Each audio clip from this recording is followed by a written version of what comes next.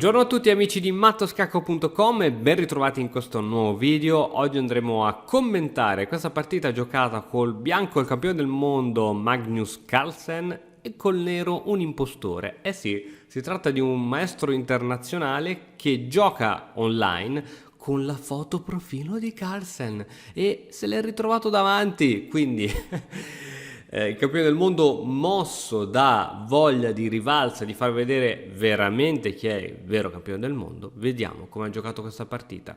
E4 molto aggressivo, E5, cavallo F3, cavallo C6, alfiere B5, Ruy Lopez.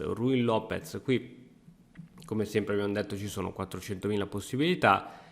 Una delle più giocate è essenzialmente A6, con l'idea di scacciare subito questo alfiere da qui. All'interno dell'Accademia ho mostrato una risposta incredibile che sorprende il bianco dopo questa mossa e che gli creerà molti problemi. A6 si minaccia l'alfiere, alfiere in A4, cavallo F6, tutto tranquillo fino a qui. Ora c'è questo cavallo che attacca su questo pedone, ma non è necessario ora subito prendere provvedimenti. È possibile giocare D3, è possibile giocare cavallo C3, ma anche qui la mossa più utilizzata è arrocco. Perché? Perché il bianco non ha paura di perdere questo pedoncino, perché semplicemente può riprenderlo tramite un torre 1, dove la torre attaccherà il cavallo, attaccherà il pedone e ovviamente dietro c'è il re. Quindi ora uno dei problemi più grandi del nero è quello di cercare di arroccare subito per togliere il re dal centro della scacchiera. Dunque alfiere 7 è una mossa che serve proprio nel cercare di arroccare il prima possibile. A questo punto ci sono tanti tipi di continuazioni. Carlsen sceglie di giocare, di adottare un gioco piano, si dice, cioè D3, ok, tranquillo, liberiamo la diagonale all'alfiere e poi magari vediamo come continuare a svilupparci. Allora, B5 si minaccia questo alfiere che va in B3. Ora il bianco ha un alfiere molto forte perché da B3 questo alfiere controlla questa bellissima diagonale e a seguito di un arrocco da parte del nero ci sarà praticamente il pedone in F inchiodato. Dunque questo alfiere è particolarmente forte oltre a possibili sacrifici sul punto F7. D6, mossa anche questa qui abbastanza di routine, e adesso viene giocata A4. Qual è lo scopo di A4? Ha un duplice scopo, ovviamente quello di iniziare a attaccare sul punto B5. Il secondo scopo è quello di creare una via di fuga per questo alfiere. Perché? Dopo un ipotetico cavallo in A5 il cavallo praticamente minaccia il nostro alfiere, ma questo alfiere è troppo più forte di quel cavallo e quindi per continuare a tenerlo in vita e lasciarlo ovviamente su questa bellissima diagonale è possibile anche ritirare questo alfiere in A2. A seguito di questa mossa il nero gioca alfiere D7 come da manuale, H3, anche questa è una mossa di routine in questo genere di posizioni, arrocco. Ok, ora tocca a Carlsen, praticamente ancora due pezzi da sviluppare, probabilmente prima farà una mossa poi metterà l'altra. Dove ti piacerebbe mettere questo alfiere qui? L'alfiere camposcuro, dove vorresti metterlo? Carlsen gioca alfiere in E3. Questo alfiere in E3 aiuta a dominare il centro, ricordati sempre che la parte il punto più importante della scacchiera è il centro scacchiera e i tuoi pezzi devono convergere e controllare il centro. Non ce ne frega niente di controllare i bordi della scacchiera. A questo punto la mossa che dice di fare la teoria degli scacchi è cavallo in A5. Cavallo in A5 con l'idea di minacciare questo alfiere, con l'idea di catturare questo pedone, perché una volta che poi l'alfiere si sarà per esempio ritirato, ora addirittura il nero può catturare un pedoncino, questo pedone è anche protetto, quindi sarà difficile poi per il nero, scusami, per il bianco cercare di riguadagnarsi il pedone. Questa diciamo è la mossa che suggerisce la teoria. Ma a questo punto il nero non gioca cavallo in A5, ma gioca H6. E qui subito il computer Carlsen si rende subito conto che questa è una mossa fuori teoria e si stranisce, inizia a fare facce strane e dice oddio che razza di mossa è questa. E in effetti anche il computer stesso dice che addirittura qui dava un leggerissimo vantaggio al nero, proprio leggerissimo. Dopo questa mossa H6 il leggero vantaggio passa al bianco. È il turno di tirare fuori questo cavallo, cavallo in C3, B4 minacciando il cavallo, e ora ovviamente una buona e ottima casa per questo cavallo e senza dubbio a casa D5. Cavallo in A5 minacciando questo alfiere, come dicevamo, e l'alfiere si ritira in A2 sempre per la possibilità di avere il controllo su questa lunghissima diagonale. Adesso segue cavallo per D5, ma se in questo momento ora il nero avesse giocato alfiere per A4, non avrebbe guadagnato un pedone? Ti faccio vedere. Cavallo per E7, scacco, donna per E7, e adesso c'è una mossa che fa guadagnare un pezzo al bianco. Vediamo se riesci a vederla, ti do 10 secondi di tempo.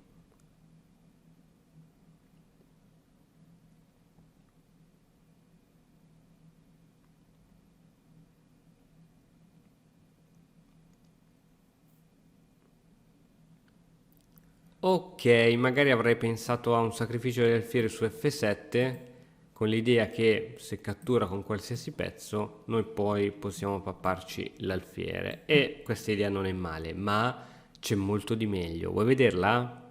Alfiere B1.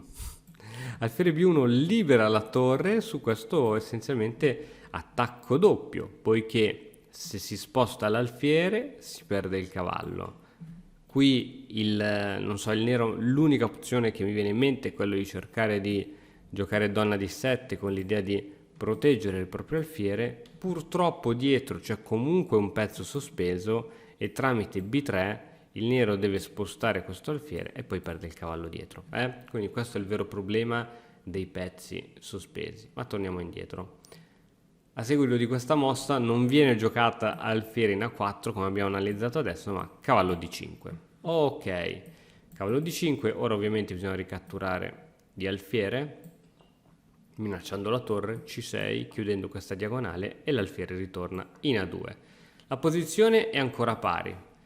C5 rendendo solida la propria struttura di pedoni. E ora è il turno del bianco che dice ok, c'è un mio pezzo in particolare che è il cavallo che non può andare da nessuna parte, non può andare in D4, non può andare in E5, non può andare in G5, non può andare in H4, non può fare nulla. Quindi quando è un pezzo che non fa nulla e probabilmente anche nel futuro prossimo e anteriore non farà nulla, che cosa bisogna fare? Bisogna ricollocare il pezzo in casi in cui riesce a essere più attivo. Cavallo D2 è la mossa corretta, il cavallo potrà andare in B3, proporre uno scambio con il cavallo avversario, cavallo in C4, proporre lo scambio e fare pressione poi anche su punti deboli come il pedone in D6. Ok, andiamo avanti, è il turno del nero che gioca alfiere in E6, minacciando di scambiare i pezzi, e ora cambio. Siamo arrivati in questa posizione dove abbiamo questi pedoni doppiati, e ricordati la data del 21 agosto perché ci avranno a che fare anche i pedoni doppiati.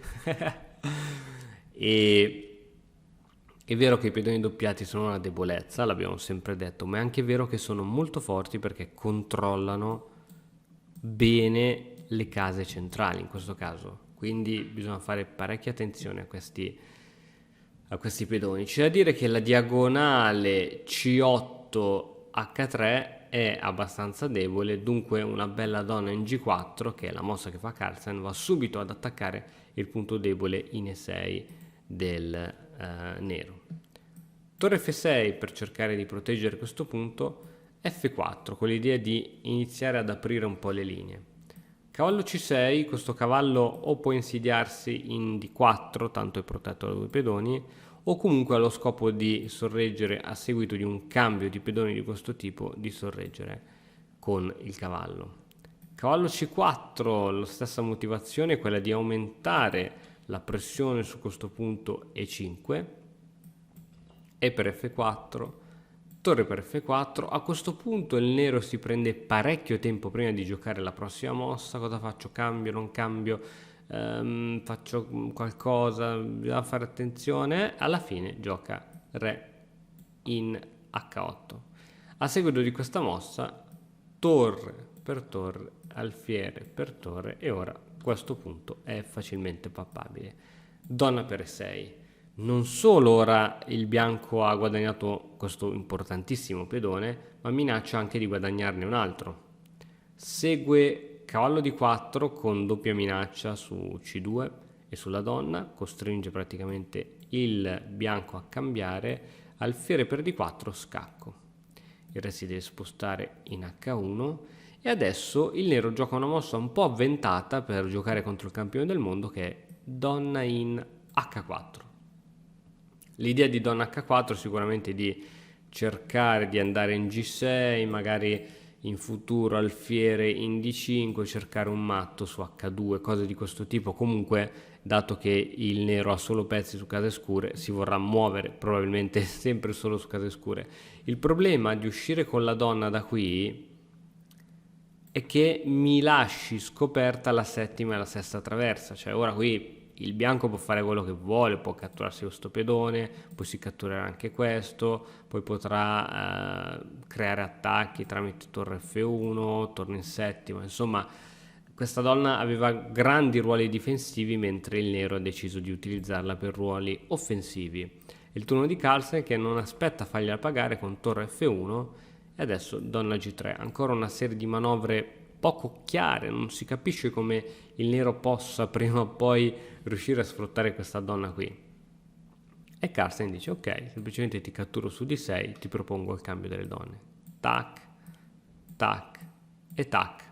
Fermiamoci un attimo a ragionare. Abbiamo praticamente 7 pedoni da parte di Carlsen e 5 pedoni da parte dell'avversario, un maestro internazionale, che per ora subito recupera un pedoncino, ma comunque la situazione è abbastanza chiara, nitida. Torre F5, questa torre è messa benissimo, minaccia ovviamente su C5, alfiere D4 per proteggere questo pedone. Però ora Carlsen, a differenza dell'avversario, ha un pedone passato, cioè un pedone libero di andare a promozione, e ti chiedo qui di fare massima attenzione per imparare il più possibile da come Carlsen manovra i pezzi per mandare il pedone a promozione. Guarda bene. E5, tanto questo pedone non può essere attaccato dall'alfiere perché è protetto dalla torre. Re G8, che cosa fa il nero? Cerca un modo, nonostante la torre controlli tutta la colonna F, cerca un modo per cercare di far uscire il re e andare a dare una mano all'attacco. E6, nessun problema, questo pedone va sempre a promozione, tanto è sorretto dal cavallo. Il nero non può permettere che il pedone arrivi su E7, altrimenti la partita è finita. Alfiere F6 controllando appunto il punto E7, e ora ti do 10 secondi di tempo per trovare la mossa vincente per il bianco.